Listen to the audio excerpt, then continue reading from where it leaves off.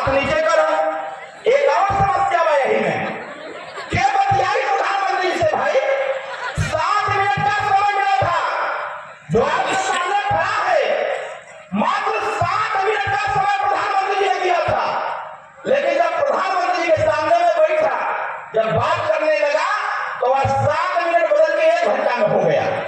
मेरी 8:35 पर फ्लाइट थी दिल्ली से लखनऊ के लिए, हमको लेट हो रहा था। 5 बजे का समय प्रधानमंत्री जी ने दिया था, मैं 5 बजे पहुंच गया और हमको बोर्डिंग भी करानी थी। 45 मिनट पहले बोर्डिंग होती है। पीएम साहब कहां से एयरपोर्ट की दूरी 1 घंटा का था। मैं जितना उनसे बतिया रहा था उतना हमको घबराहट भी हो रही थी, फ्लाइट छूट जाएगी तो हम लखनऊ नहीं पहुंच पाएंगे, क्योंकि दूसरे दिन बिहार में कार्यक्रम था सीवान में। जब मैं देखा कि मेरी बात पूरी हो गई तो प्रधानमंत्री से मैंने कहा कि सर हमारी फ्लाइट छूट जाएगी। अगर हमारा जहाज छूट जाए, हमको जाना है 8:30 बजे हमारी फ्लाइट है, तो कहें आप थोड़ा सा और रुक जाओ। हमने नहीं सर हम जाएंगे, अब मानेंगे नहीं हम।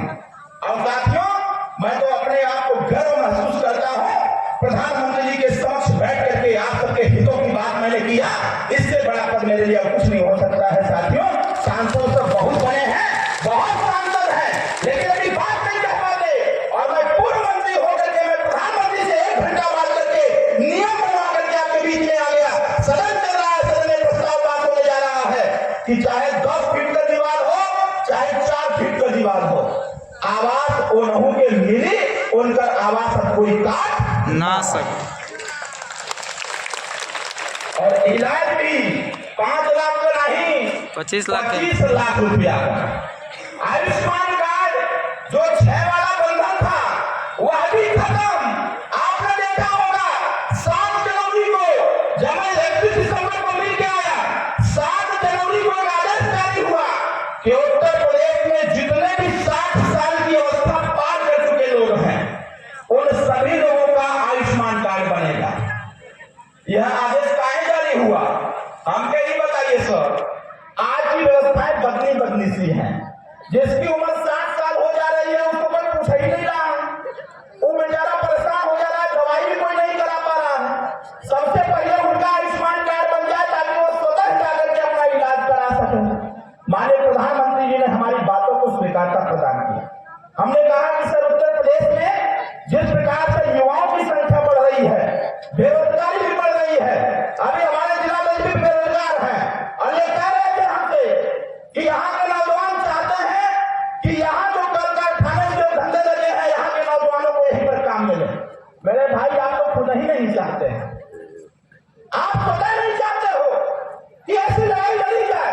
मैं आपसे यहाँ पर थोड़ी आ रहा हूँ, लंबे समय से आ रहा हूँ भाई मेरे। जब तक नौजवान साथी आगे नहीं आएंगे तब तक आपकी बात कोई सुनने वाला नहीं है, क्योंकि नेता लोग कान के बहरे होते हैं, मुंह के गूंगे नहीं होते हैं, वो कान के बहरे होते हैं।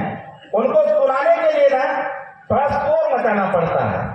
कल हम आजमगढ़ में थे, कल मैं आजमगढ़ में था, आजमगढ़ में हो रहा था कि शहर में भारतीय समाज पार्टी कुछ नहीं है। हमारे हर भाई आए हुए हैं, थोड़ा खड़े हो जाइए, जोरदार ताली बजा के स्वागत करिए। लोग कहे कि आजमगढ़ में कुछ नहीं हो पाएगा कि भाजपा का। हमने लोगों से कहा कि कोई बात नहीं, जो समाजवादी पार्टी के लोग आजमगढ़ को अपना गढ़ समझते हैं उनको गढ़ ही बना के दिखाएंगे।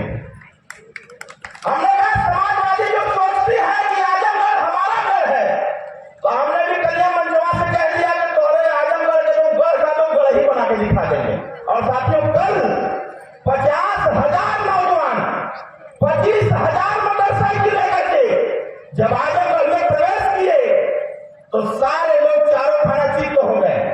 जब मंच पर मैं खड़ा हुआ पहली बार मैंने देखा कि हम जाने वाला 2-4 लोग हुए आजमगढ़ में। सोचिए कि मैं मंच करने को उठ पा रहा था, इतने लड़के सब आ गए और साथ हेलमेट टांग लिए हमको। अब हमारी सुरक्षा के हाथ में खुलने लगा कि भैया को कैसे नीचे उतारा जाए, और टांग करके मंच तक पहुंचा दिए। खाली में इतना कह दिए कि मंचवा तक कैसे जाएंगे हम, अब साथ करके उठा लिए, टांग करके कम से कम मंच तक आधा किलोमीटर पहुंचा दिए कि भैया कैसे नहीं जीवन को मंच तक। साथियों लड़ाई आर पार की है। आजमगढ़ के लोगों से पूछिएगा, वहां के नौजवानों ने कमर कस लिया, भाई मेरे